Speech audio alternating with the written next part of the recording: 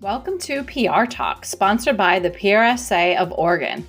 This is your host, Amy Rosenberg, founder of Veracity and author of A Modern Guide to Public Relations. Help other people find our podcast by subscribing, rating, giving us a review, or sharing on social media. Thanks for tuning in. Hi, I have Steve Strauss here. Hi, Steve. Hey, Amy, how's it going? Great. Thank you for joining us today. So, if everybody doesn't know Steve yet, Steve actually has been on the podcast before, but he is the country's leading small business expert, as he is continuously introduced. And he also is a USA Today small business columnist and the author of 18 books now, I think. Is 18. That right? This is number 18, yeah. That's exciting. Yeah. So you just launched your small business boom. So congratulations. Yeah, thank you. I have not written a book. I've written, as you said, 18 books, and my best-selling book is called The Small Business Bible, and it's a big, thick 500-page book. But it started out as a regular size book, and then we did a second edition, and it got a little bigger. And then we did a third edition, it got a little bigger. But writing a book from scratch, to conclusion, I haven't done that in over 10 years, and I forgot how hard it was, man. Yeah, well, and it's like your book is really in depth and really dense. And I just want to say, just so people know what we're going to talk about today, you have two sections in your book that really stood out to me for my audience, which is one is called Crushing It Online, which we'll talk about. And then the other one is leading with the term Millionaire Solopreneur. But then the first chapter is freelance fortunes. So first of all, with Crushing It Online, to me, I mean, that reads kind of as a marketing guide for CEOs and entrepreneurs, and kind of leading them towards thought leadership through content. But PR people are in the business of positioning others as thought leaders. So there's a lot of parallels that can be drawn, between what you're saying to CEOs and our work. So can you just expand upon the details of that section for us? Yeah, absolutely. So, needless to say, this last year and a half has been so difficult for so many of us. And yet we saw some small businesses go out of business. Sadly, too many went out of business. Some struggled and survived and did it. And some, crushed it, as they say. And the ones who did pivoted to mostly, this is how it happened. They took either their regular online business and created some extra profit centers to supplement what they've been doing, or they took their analog business and turned it into a digital business and figured out how to do it online. And so what I did was, over the course of the year for my USA Today column, I kept interviewing all these different small businesses. In fact, I love PR people, and I was hired by a big PR firm who represents PayPal. And they came to me and they said, "Hey, Steve, we think we'd like to have you interview different PayPal merchants about how they pivoted, right? How they did it." And so one of the merchants I interviewed was such an interesting woman. She owned a series of spas in New York City called Higher Dose. And the cool thing about her spas is you would go in and it was this infrared light. It was a spa of infrared light. So very unique. And as we all know, in New York, you got to do something different if you're going to stand out and get noticed. And that's what PR people are great at helping us do. And that's what they did. But when COVID hit, all of a sudden she had to close all 8 of her spas. So then what do you do? How do you turn that kind of physical business into a digital business? How do you crush it online? Well, what she did was they had a little small part of the business where they had these blankets, these infrared blankets that they had made. And, e-commerce was maybe 2%, 5% of their business prior to COVID. They just leaned into it, went heavy into it, and started making more money selling their infrared blankets, because all of a sudden everyone was home and nervous and upset, and they needed some comfort. And her blankets, really provided a needed service to people. So she pivoted, created a digital business, and then, now her spas are open again. But even now that her spas are open again, they spend more of their efforts on their new profit center, which is, the the blankets. So the idea is, what can you do differently in your business to get noticed, to get people to pay attention to you? How do you get a million hits if that's your desire? How do you get 100,000 social media followers if that's your desire? And so that section of the book looks at all the different people I talk to, as well as different things I've seen work over the years. I met with entrepreneurs, famous, Richard Branson, people like that, interviewing them, and not so famous, but all of them who were really interesting. And so I took the best of the best, made it digestible, because that's what I'm good at, and then presented it in your small business boom. So a long-winded answer to your very simple question. No, but I love it because the book is full of examples, and then that kind of makes it real. I mean, it is real, not kind of. Yeah. So we can understand it.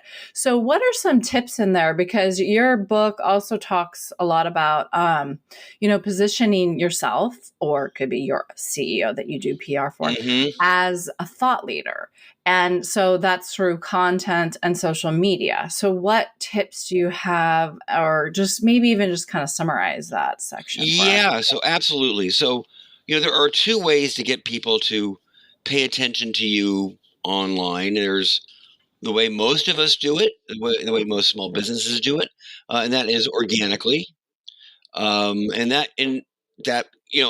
typical advice people are given is create great content and put it out there on your social media, and use it in your e-newsletter, and put it on your Facebook page, and then SEO the heck out of it, and then eventually the Google search engine spiders are going to find it, and then you're going to get ranked, and 5 years later you have this great piece of content that's has high SEO value, but it took 5 years, and that works. And I've done that. I did that for a long time, and a lot of people do that, and that's actually right. You have to continue to do that. But if you want to take it to the next level, well, then you got to start using some money and put some money behind your content and your thought leadership pieces, and advertise them, actually. So one of the strategies I share in the book is, find a great piece of content that you want to create. That's your thought leadership content. That's going to establish you. That helps to establish you as, someone in your field that should be noticed.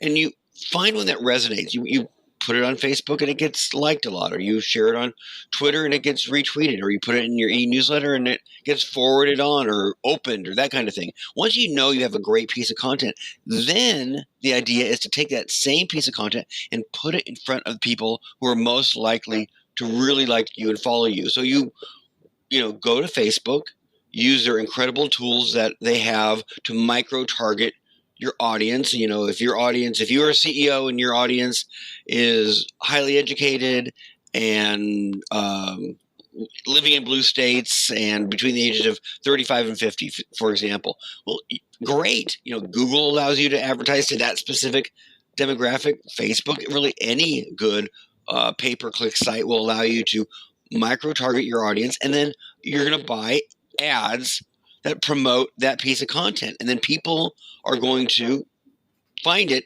much easier than they would if it was an organic piece of content, and they're going to, and because these are the people most inclined to like it, they're going to click on it, they're going to follow you, they're going to like your Facebook page, whatever it is. And so that's how you can exponentially grow your following, get more people to pay attention to you. I love advertising, right?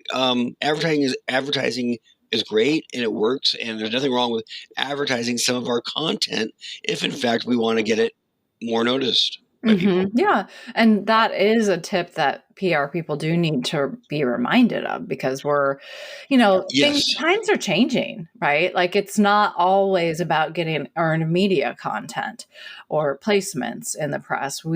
Now the press is Facebook or Instagram or what have you. So, but now, Well, can I just follow up on that for 1 second? Right. So because I write for USA Today, I am pitched by PR people all day long, right? And that because this is what you do for a living, and your audience knows that because that's what they do for a living. But being the recipient of those pitches, if I get 50 or 30 pitches a day, boy, it's really hard to figure out which one is the one that makes sense for me. And I can only say yes, once a month, truly, to a pitch, right? Because I get 4 columns a month for USA Today, or I have other places that I write for, but I get 4 columns. So if I say yes once or twice a month to a PR pitch, that only leaves me 1 or 2 times a month to come up with the ideas that I think make a lot of sense, or other ideas that have been pitched to me in other ways, or people that I work with who have some good ideas, whatever it is. So, boy, standing out in that sea of emails that people get is very, very difficult. And so that's why I say this, earned media is fantastic and it works. And especially when you can get a columnist or a reporter or TV station to pay attention to your client. But it is, I'm not telling your audience anything that they don't know, but it is difficult to get our intention as the press. And so sometimes these other ideas, I think make a lot of sense for the client. Well, so speaking of, so the advertising can kind of back some of our work, but how do we get attention in your inbox? Well, so I'm going to answer it 2 ways. One is, if you're sending an email, don't send me the 5-paragraph press release. I'm not going to read it. If I sent you a 5-paragraph press release, I don't think you would you read it, Amy, if I sent you a 5-6-paragraph press release? Probably not. Probably not. I'm or sorry. Actually, no, absolutely right. not. I'm absolutely busy too. We're all so freaking busy these days. No, it's funny because now I'm getting pitches to be on my podcast.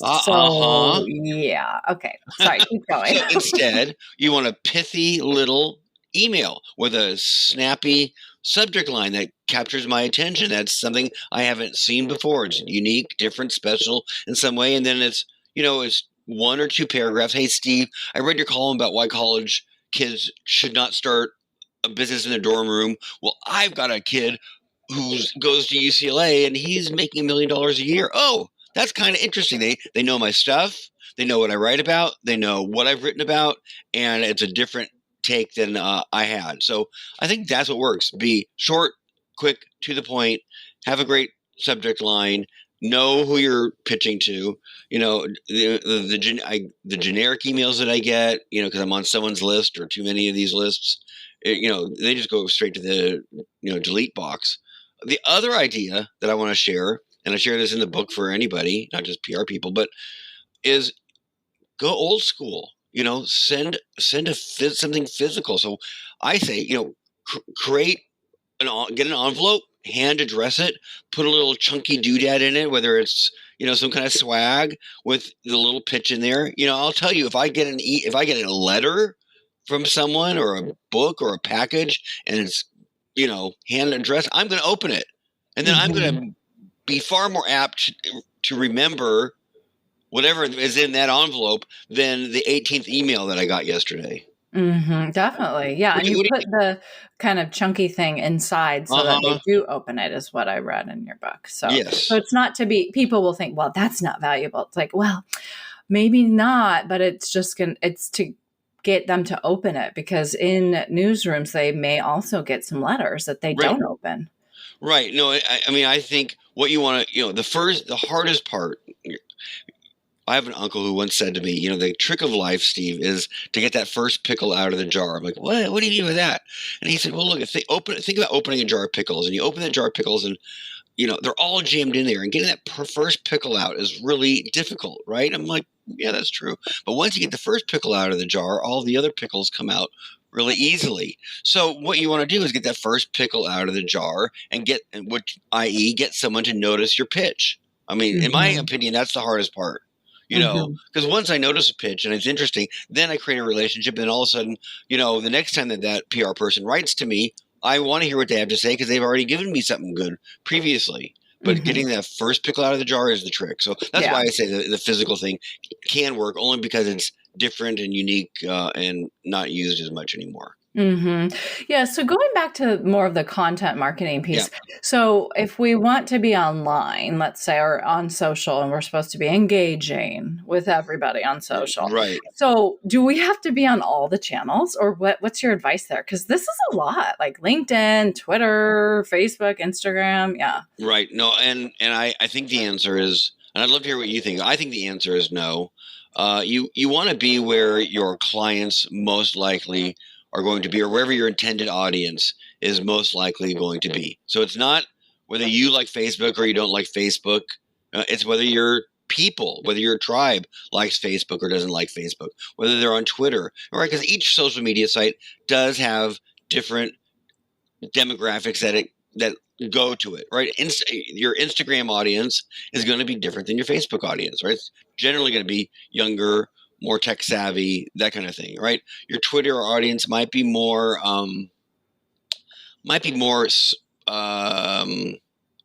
thought leadership kind of people that you're looking for. Well, there's a lot of reporters on there. Yeah, there sure are. Yeah, absolutely. So, and you can only spend so much time on social, right? I mean, it is interesting how important social has become, right?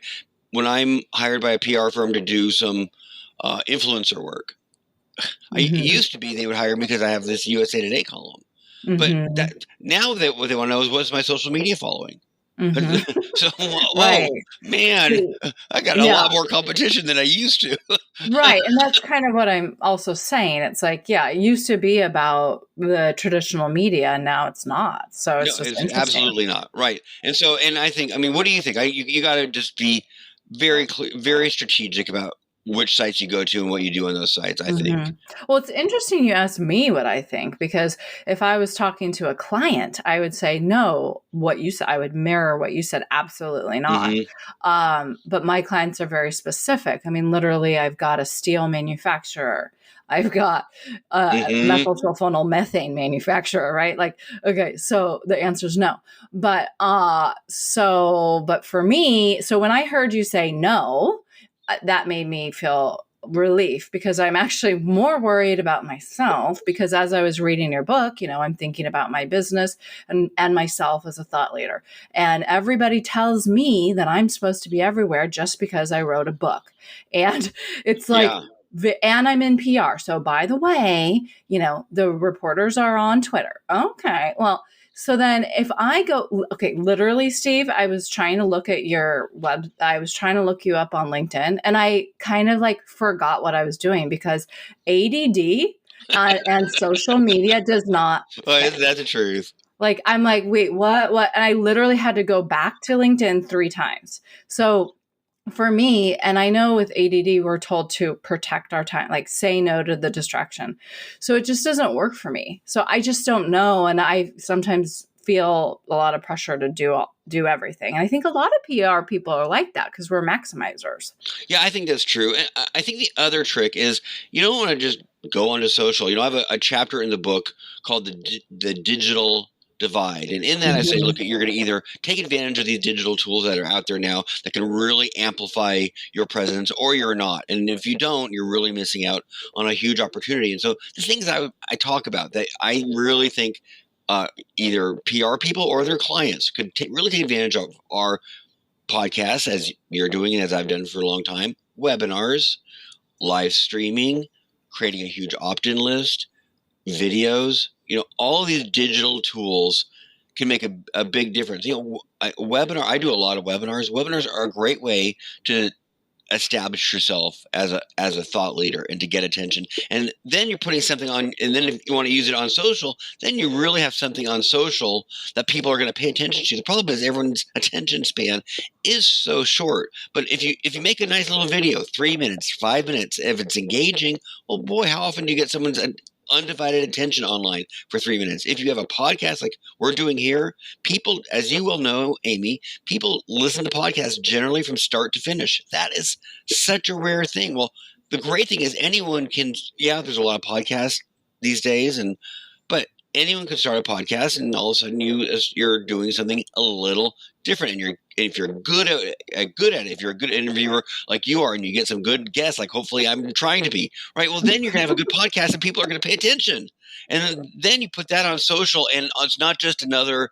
blah blah blah on social. It's actually something, a valuable piece of really great content. I think webinars are really great for that, and live streaming is great for that as well. Yeah. Okay. So there's other things we can do, not just, doing some tweets. Yes. So another part that I was really interested in your book was the Millionaire Solopreneur. And you lead with freelance fortunes, because for us PR people, if we go out on our own, we would be freelancers, which essentially is a solopreneur. So I don't know, how do we think about going out on our own, or if we already are out on our own, how do we kick it up a notch? So that is a great question. There's a book that I used as a reference for this section of the book. I mean, I love solopreneurs. I was one for many years. I run a website called theselfemployed.com. And the number of businesses that are solopreneurs in this country it's kind of amazing. I mean, there are 30 million small businesses. There are 30 million businesses in the US. 98%, 95% would be considered small business. That under 500 employees, and fully 80% of those are one-person businesses. So the vast majority of businesses in this country, and just by sheer numbers, are people out who are out on their own. So there's a book I found called The $1 Million One-Person Business, The $1 Million One-Person Business by Elaine Pofeld. Mm-hmm. And I know Elaine, and I interviewed her for the book, and I've met a lot of people who have taken their solopreneurship to the next level. And it's tricky because the hard part of it is, you have to wear so many hats when you go off on your own, right? When you're with the big firm, I'm an attorney, although I came to my senses. I don't practice anymore. But I worked for a big firm when I first got out of law school, and it was fantastic because I had all the support staff behind me and money, and I could try some ideas, and I had, assistants and paralegals and all those things. But I was a miserable SOB because I'm a terrible employee. I'm a good entrepreneur, a terrible employee. So, I got fired, and Mm-hmm. I was like, you're an entrepreneur when you get fired and you're happy because you get to go start your own business, right? So my sweet wife supported me, and I went off and I started my own law firm, but I was by myself. And the hard part of that, just like becoming your own PR firm, is you have to do so many things. Yeah, you get to do the PR stuff, or I get to do the law stuff, but you also have to do the hiring, the firing, and the law, and the insurance, and the finding rent, and doing the shipping, and being the clerk, and that's the challenge. So the first thing you have to do is get help. Just, it doesn't matter. It doesn't cost. It pays. You have to get yourself an assistant. You have to get yourself an intern. You have to get yourself, whatever kind of help you need, and spend the money to do it. So that way you're freeing yourself up to do what you're great at. So if you are a PR person and you're good enough to go off on your own, well, that means you have some really mad skills that you should be using every day instead of, and that means, helping your clients get some attention and finding new clients. That's what you should be spending your time on. You should not be spending your time on the minutia of everything else. So, that book by Tim Ferriss, The 4-Hour Work Week, Yeah. although I don't think he works 4 hours, and I'm not sure a lot of people want to really work 4 hours. But the idea in that book, one of the main ideas is, get yourself some help to do all the little minutia stuff. Really very easy to do, either with an assistant or a virtual assistant, and then focus on what you're great at. And what you should be doing is figuring out how to grow your business. That's what you should be spending your time on: doing your business and growing your business. Those are your two main goals when you're a solopreneur, I think. Okay. So it Yes. is about getting help. So I do read that a little bit like black and white, like solopreneur. That means you're solo. Right. But And you're what you maybe, are. I'm sorry. I interrupted. oh, go ahead. Go ahead. I call it the hub and spoke system. So you're the hub right in the middle, and then you have other people who can help you. Like I do a lot of tech work. I run 3 different websites for different clients, right? I don't know how to do the tech stuff, right? Mm-hmm. But Abby Woods, who is my tech person, and does it for me. So I'm a solopreneur in a sense, but Abby does that. And when I do my podcast, I have my podcast producer. And when I make videos, I have, video media who does all my video stuff, so that I have a team that makes me look much bigger than I maybe am, but that team is great. And then I'm able to get bigger projects and service bigger clients. And that's really how you start to make money, because so many small businesses focus on other small businesses, or even B2C to consumers. But if you can get yourself some bigger clients because you look bigger, because you're the hub, and you have all these different spokes going out that allow you to do different kinds of things that you're able to do, then you're going to get bigger clients. And once you get bigger clients, then you're going to grow your business in a more quicker and bigger way.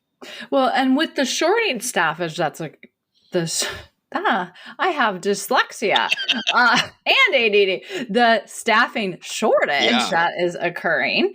Um, so what is that about? And does that maybe like people are just going freelance or they're just not worried about it? Or because people are quitting their jobs without backup. And then I don't know if they're thinking they're going freelance or just, have a nest egg. I don't know what's Yeah, happening. it is weird. I think it's a combination of a couple things. There was some pretty generous benefits, but those are mostly gone. But I think while people were out of work, they realized that they don't have to go back to that dumb job with that jerk boss. They don't they don't like it, and so there was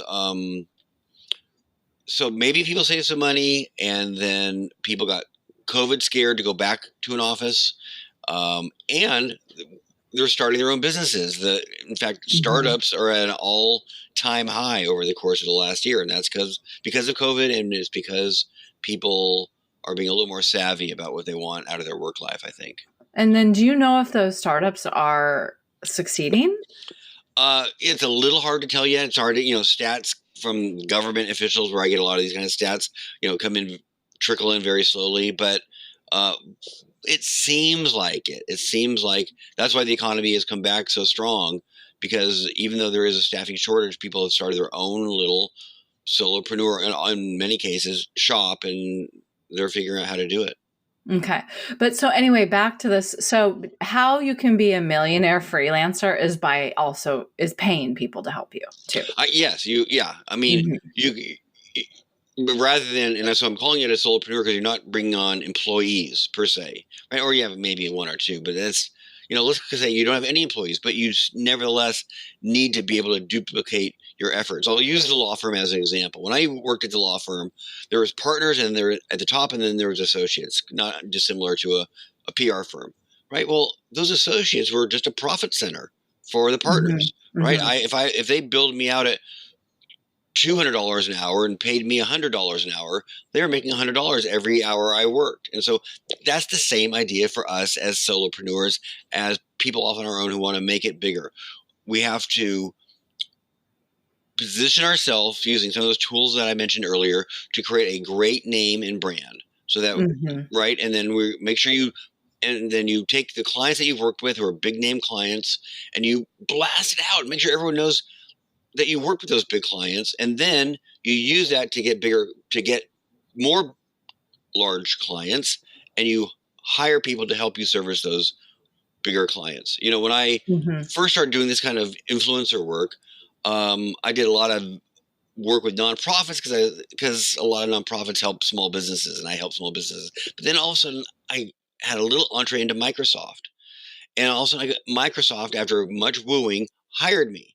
And I'm to this day, when I'm pitching myself out as an influencer or to get a new gig or to run someone's website or whatever it is, I did a lot of work with Microsoft, right? It Mhm. pays dividends for years and years and years and years. And so that's kind of the secret, I think. Become a brand, co-brand with the brands you work with, establish yourself as somebody to pay attention to, and then get some bigger clients. Easier said than done, but this is the steps of how it works. Well, and then the last tip I would say, which I agree with, that you say in your book is not to charge hourly. Is that Absolutely. what I was? Okay, the yeah. the, So, the tyranny of the point two.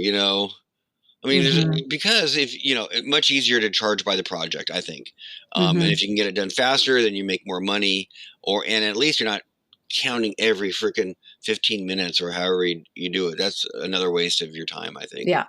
So now, as we leave, is there one tip you have for marketing a small business right now? Because, because you've got so many tips, it's like if hmm there's one thing a small business owner could do, what might that be?